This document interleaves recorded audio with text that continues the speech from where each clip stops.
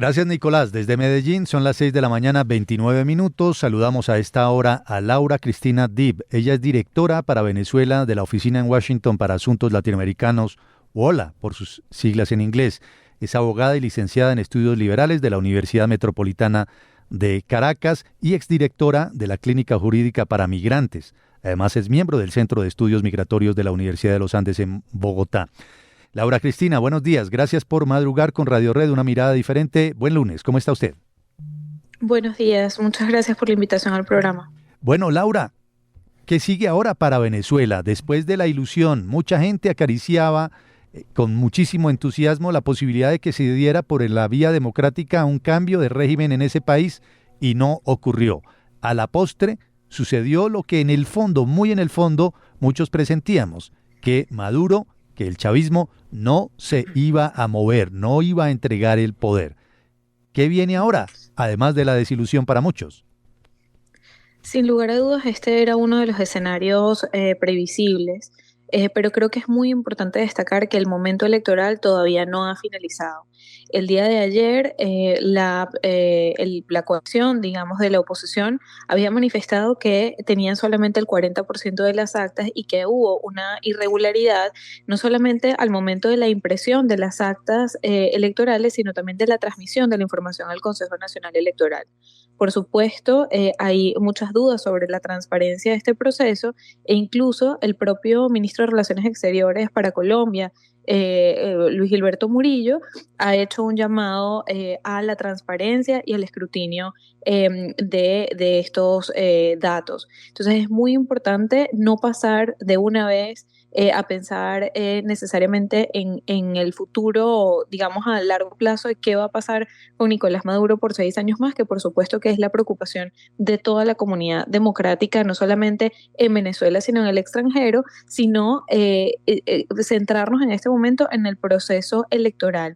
Todavía está el Centro Carter en Venezuela, el panel de expertos de Naciones Unidas, los observadores a nivel nacional también tienen una tarea que cumplir y es muy importante el llamado al escrutinio de esa información. La información tal como se publicó ayer no es auditable, de manera que es muy importante que la sociedad democrática que ejerció su derecho al voto pueda seguir buscando que haya garantías para sus derechos políticos, porque sin lugar a dudas la información que se tenía para el momento en el que se publicaron los datos del Consejo Nacional Electoral es que, y que también, digamos, incluso desde antes con las encuestas que se habían realizado previamente, daban como ganador a Edmundo González Urrutia.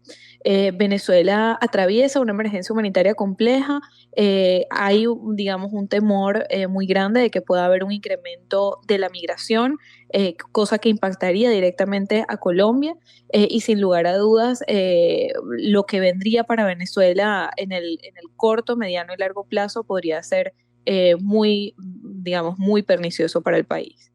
Laura, el gobierno obviamente trata de validar los resultados porque dice que lo hace el Consejo Nacional Electoral. ¿Por qué hay que dudar de esos resultados? El señor Elvis Amoroso, que es el presidente del Consejo Nacional Electoral, ¿es cercano a los chavistas?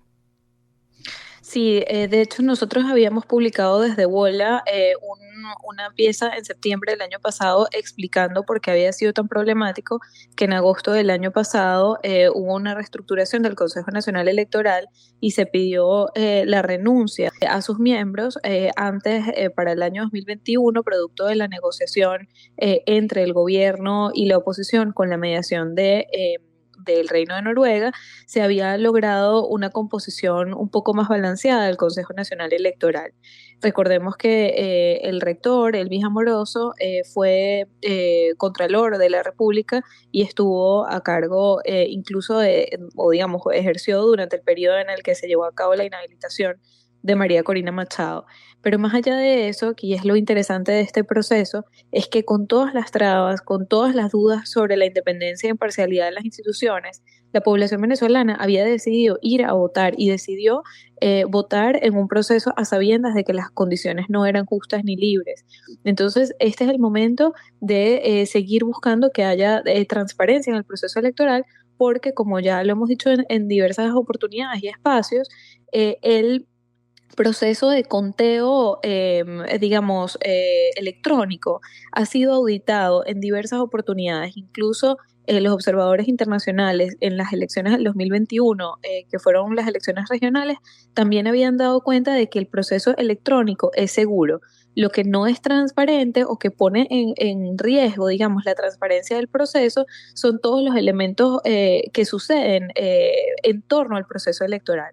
Por ejemplo, se recibieron denuncias desde temprano en la tarde de cómo los testigos de los partidos de oposición habían estado siendo, digamos, retirados de los centros electorales, no se les permitió acceder al acto de escrutinio y luego se frenó el proceso de transmisión, que era lo más importante, de transmisión de las actas al Consejo Nacional Electoral. Entonces, en este momento el Consejo Nacional Electoral tiene una responsabilidad de brindar información transparente sobre el proceso de escrutinio y, por supuesto, el Centro Carter, que es el único observador internacional técnico que va a poder dar una declaración pública, también tiene muchísima responsabilidad y presión sobre sus hombros. Laura, entiendo obviamente su punto de vista, pero quería preguntarle lo siguiente, ¿no resultaría un tanto ingenuo, iluso, creer que una vez que el Consejo Nacional Electoral ha proclamado y de la manera como lo hizo a Maduro como reelecto presidente,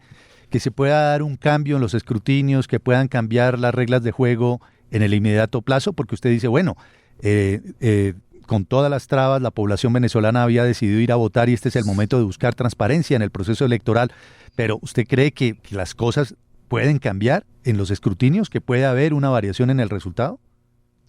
Creo que es fundamental tener presente también cuáles son los costos de permanencia para Nicolás Maduro en el poder con esta situación y con la falta de legitimidad que le otorgaría la falta de transparencia. Es decir, si no hay información transparente sobre el resultado electoral, esto también tiene un costo muy grande para él. Permanecer en el poder sin legitimidad internacional probablemente puedan producirse más sanciones por parte de los estados, no solamente de Estados Unidos, sino también las sanciones individuales que han sido impuestas por la Unión Europea.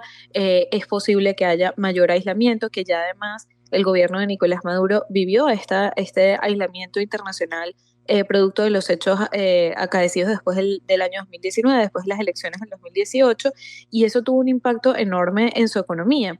Y recordemos también que, tomando en cuenta la información que hay sobre las encuestas, Maduro pareciera haber perdido su base, y eso también tiene un costo político importante para él. Es decir, permanecer en el poder con esa falta de apoyo de sus propias bases implicaría también aferrarse al poder de una forma que podría conllevar a mayor represión y a mayor persecución política. Esperemos que ese no sea el escenario, porque también es complejo para Nicolás Maduro ese escenario de aislamiento incluso de la economía internacional. Veremos ahora cuál va a ser la reacción de los gobiernos regionales, sobre todo los gobiernos que han tenido una posición histórica más cercana a la del presidente Nicolás Maduro. Laura, decía usted al principio, y aquí también las autoridades fronterizas están muy alerta por la posible oleada nuevamente de migrantes que vuelvan otra vez a salir, esa estampida que se prevé a raíz de estos resultados. ¿Por qué? ¿Por qué creen ustedes que pueda salir nuevamente mucho venezolano?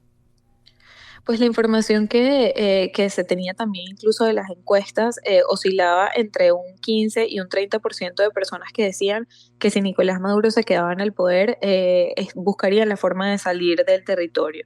Y eso tiene que ver justamente con la emergencia humanitaria compleja que atraviesa Venezuela. Venezuela es un país en donde el salario mínimo no llega a los $5. Luego Nicolás Maduro anunció este año unos bonos de guerra económica, que son unos bonos que no hacen parte del salario integral, que llevarían ese monto, ese ingreso mínimo a $130 mensuales, pero la canasta básica excede los $500. Entonces es muy importante comprender que la población venezolana es una población que no está teniendo acceso a salud, a educación. Ahora se consiguen alimentos digamos, no como en años anteriores, se consiguen alimentos, pero las personas no lo pueden pagar. Entonces, es muy importante tener una visión humana frente a la migración. Y es una cosa sobre la cual venimos advirtiendo desde hace mucho tiempo. La cooperación internacional, la respuesta ha mermado, producto también de lo que está pasando en Medio Oriente, de lo que está pasando en Ucrania.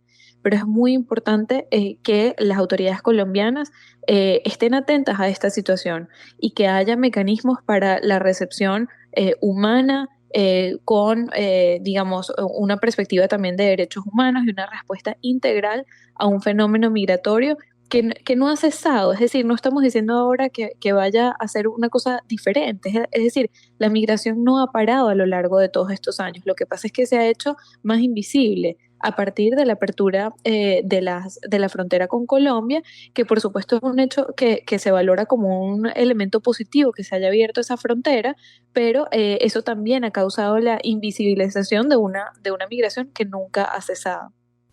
Pues Laura, muchísimas gracias por su opinión aquí a través de Radio Red, una mirada diferente para entender lo que está ocurriendo en este momento, en este día post-electoral, el día después de la jornada electoral en Venezuela, que ha llevado una vez más a que Maduro sea ratificado en el poder 6 años. 6 años va a permanecer todavía Maduro en el poder. Bienvenida siempre. Gracias por su tiempo, Laura.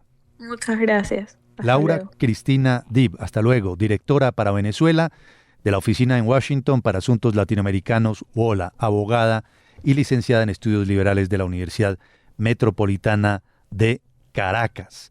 Aboga ella porque no se empiece a pensar ya en el futuro a largo plazo, sino que se mire a ver qué se puede hacer con los escrutinios, ¿no? Sí, tiene razón, Laura, porque la máquina funciona. Es decir, las preguntas de los ciudadanos venezolanos no era si las máquinas iban a funcionar a la hora de votar, sino el recuento después de las actas.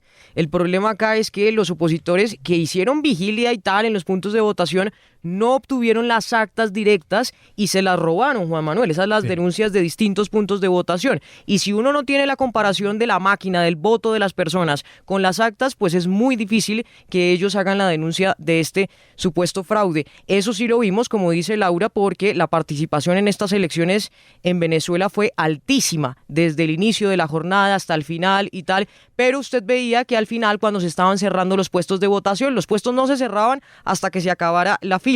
Y ahí llegaron muchos colectivos chavistas, llegaron muchas personas obviamente del oficialismo. Entonces se vale que se hagan estas preguntas, como dice Laura, que el Consejo Nacional Electoral responda, porque ha estado manejado por el chavismo desde hace muchos años.